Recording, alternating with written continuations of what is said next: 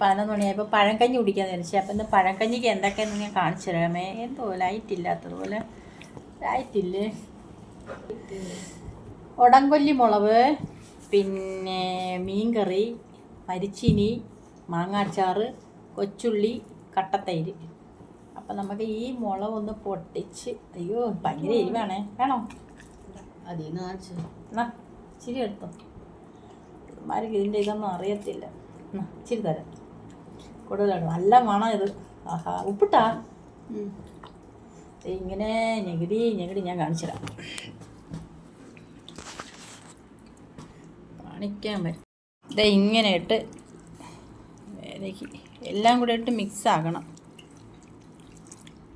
കട്ടത്തൈരും മരിച്ചിനിയും കൊച്ചുള്ളിയും മാങ്ങ അച്ചാറും ഉടംകൊല്ലി മുളകും പിന്നെ മീൻകറി ഉണ്ട് കേട്ടോ. പഴങ്കഞ്ഞി ആകുമ്പോൾ ഇങ്ങനെയാണ്. ഇന്ന് കുടിക്കണമെന്നൊരാഗ്രഹം തോന്നി കൂട്ടുകാരെ. എനിക്കിത് കുഴച്ചപ്പോഴേ എൻ്റെ വായിൽ നിന്ന് വെള്ളം വരുക. കപ്പലോടും വല്ലപ്പഴക്കല്ലേ കിട്ടത്തുള്ളൂ. അത് കുറച്ചേ എടുക്കത്തുള്ളൂ കേട്ടോ.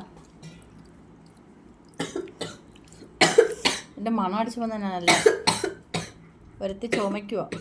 മുളവിൻ്റെയൊക്കെ മണം അടിച്ച് ഇങ്ങനെ ഉടച്ചെടുത്തിട്ട് ഇനി കുടിക്കാം. മൊബൈലിന് വെട്ടം കുറവൊന്നും. അപ്പം ഇനി കുടിക്കട്ടെ കേട്ടോ. കുറേ ദിവസം കൊണ്ടുള്ളൊരാഗ്രഹം. ഓരോരുത്തർ പഴങ്കഞ്ഞി മുമ്പൊക്കെ വീഡിയോ ഇട്ടിട്ടുണ്ട്. പക്ഷേ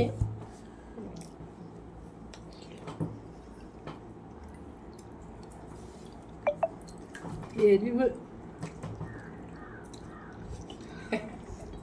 സത്യമായിട്ട് മുളക് നല്ല എരിവാണ് കിട്ടുന്നത്.